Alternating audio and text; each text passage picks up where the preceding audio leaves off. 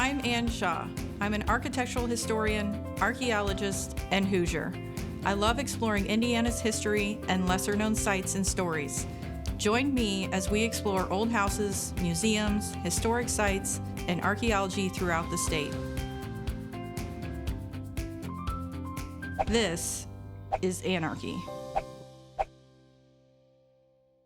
Hi, today we are at the Old Union Cemetery at Camp Delwood on the west side of Indianapolis. I am here with Michael Miller, who is a descendant of the original family that settled this property, some of whom are buried behind us in this cemetery. Michael, can you tell us a little bit about how you got started on this project? Well, one family member who knew where literally all the graves were and the bones were buried decided back in, it would have been 1989 to bring me to Camp Delwood.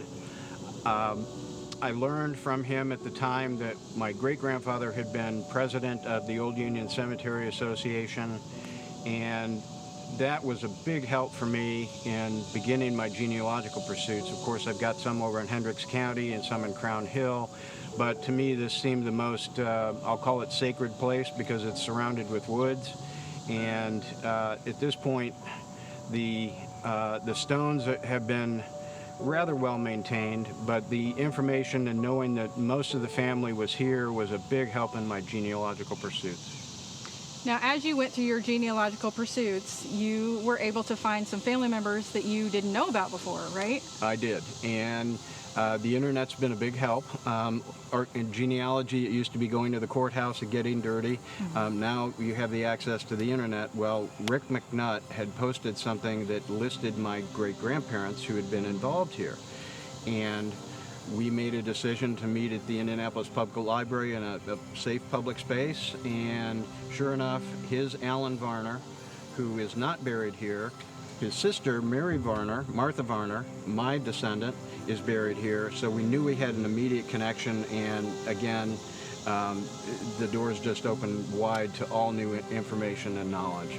So you found a genealogy research partner and a distant cousin. And he's an archaeologist by training because he went to IU, and he was all about coming out here and researching people and the other families. The other good part is he was a part of the Marion County Genealogical Society, and so they were already wanting to do a project out at Old Union. I had amassed a certain amount of information, he had a certain amount of information, and then fortunately through the Marion County Genealogical Society we met Dorothy Lynn Cummings Boersma, and she has a lot of relations out here. And today we also have a food tray with us. So the word is getting out and more people are becoming interested again in our Old Union. Now this cemetery has been maintained here at this property for quite a while, and it wasn't really in disrepair, but it could use some work. It needed TLC. Some of the stones have been broken, which naturally happens in older cemeteries as the mowing occurs. Stones down, throw it over the side, or it just gets covered with dirt. And fortunately, we had a great team that was willing to come out and stand everything up, find where it's missing, clean it up, straighten it up, and it's really turning the corner now. We're really pleased. So your ancestor, Jacob Enoch Pugh, was one of the families that settled this property originally. He had, as last count, we have 6 or 7 land patents that he had for not only this land, but other land directly off land patent with the U.S. government. And he settled here, arrived 1822, and unfortunately only had 3 years to enjoy it, and was the first person buried out here in 1825. And as the community began to evolve and more people were arriving in this part of the township, more people were then placed here. It went from being just a cemetery for the family to being something much greater, where we've got multiple families who were then either within the direct community or had been a part of the church that is no longer standing. So we're very fortunate, I think, to have some of the early people buried here. Certainly there are several other pioneer cemeteries throughout Marion County. But, obviously I have an affinity for it, and it was appropriate to take action with the right people. I think this is an amazing project to bring in archaeologists and scientists to be able to restore the stones, figure out how many burials are actually here. Can you talk a little bit about what they've discovered? Well, I guess my new favorite saying is, for archaeologists, it's not just for going and studying pyramids anymore. There's a whole lot of other opportunity that can be used right here in Indiana. The opportunity to go and clean up stones and then have other families come out and discover their connections to a place certainly creates some more grounding for those people. Absolutely. And you're not done yet. You No, still have more not work done. to do on the cemetery, and Correct. obviously genealogy research is never quite Never fully finished. done. In fact, we were just talking about trying to understand Jacob Enoch Pugh's travels from North Carolina to then the Brookville Land Office to ultimately make the decision that this is where he was going to live out the last of his life. That's amazing. What do you hope to end up with as a result of this project?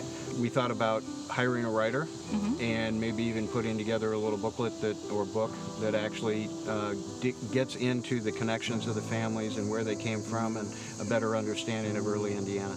This is quite an amazing project for early pioneer cemeteries in Indiana, as an example, I think, to other pioneer cemeteries in the area and throughout the state. So. Well, I hope that it serves as a spark, we'll say, to get others who have interest in cemeteries to really commit full-time, whether it be their own personal time or their resources, to get things cleaned up so that people who do have the connection and are coming back to Indiana can either walk through it or virtually walk through it, because hopefully we hope to get more of this online so that, as the people who are doing the genealogy and can't get out, they'll have an opportunity to get those connections, and especially if we do some kind of a book that describes the families and why they settled in this area, hopefully will be something we can leave behind to the next generation. I'm only doing this once.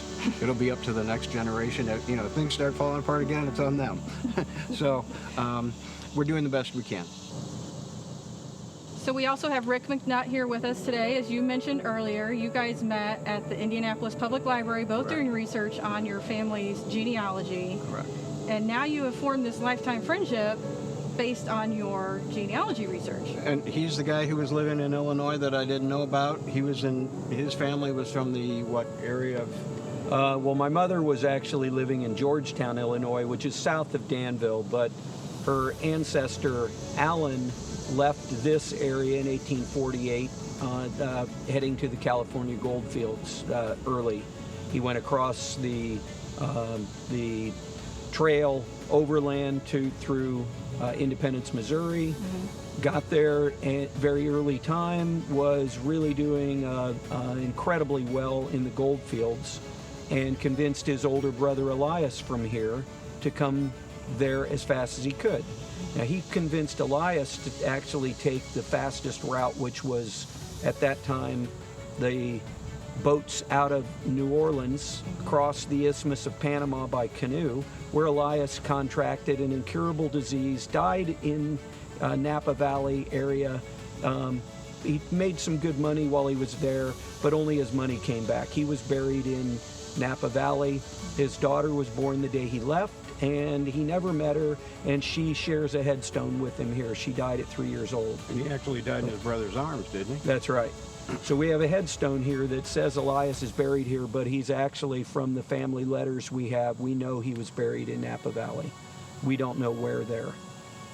But my mother, because Alan Varner, her ancestor, made his money in the gold fields, came back, bought all of his land in Edgar County, Illinois, where the cheap land was in 1853 when he came back. Therefore, his descendants were all from Illinois. My mother met my father, fortuitous situation in the 40s. She was convinced by him to marry her, come back to Indianapolis. She raised a large family, including my sister, who was a Girl Scout. My mom, as a Girl Scout leader, came here, and I'm sure she saw the David Varner homestead, her maiden name, and said, wow, I wonder if we're related. Never knew that it was her great-great that had actually founded this Girl Scout cemetery, and her ancestors are all buried here. That's amazing. So it really is. Yeah. And she died never knowing that. So it's such a shame. But through my association with Mike and putting together the pieces, I first came to this cemetery just hoping that a David Varner might be an ancestor of mine. I had no idea. And when I came in and I saw the David Varner homestead, it's like an X marks the spot moment. It was really exciting. It doesn't get much better than that. It really doesn't. And so through my research, I met Mike. He helped me put together the pieces. He had a lot more information about the various families than I did at that time. And We were fortunate enough, too, that the gentleman, Willis Kice Miller, who'd been the president here, his family and the other families, all of the land records, pictures, all ended up at the Benton House over in Irvington. And when it was time to help my grandfather clean out the Benton House, I took it all down to the Historical Society, and now, fortunately, all those pieces that have been saved for all those years are available for people to go and look at in the collection, because it doesn't do him any good if it's in my basement because he can't see it. And the other thing is, of course, as genealogists, we all ultimately we want to hold on to our family records, but it is by the grace of God that only we are all one flood away from losing it all. For everybody else, like Mike, that might not be able to share what I have. So it's kind of amazing how it all falls together in a place like this, a cemetery like this. Yeah.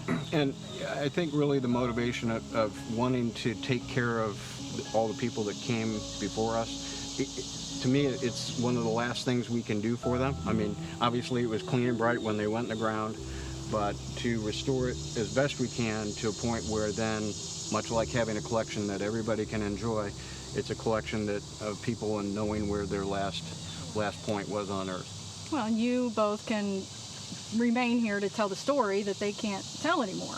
We hope to. Yeah. Thank you for watching episode 1 of Old Union Cemetery. Stay tuned for episode 2 coming next week.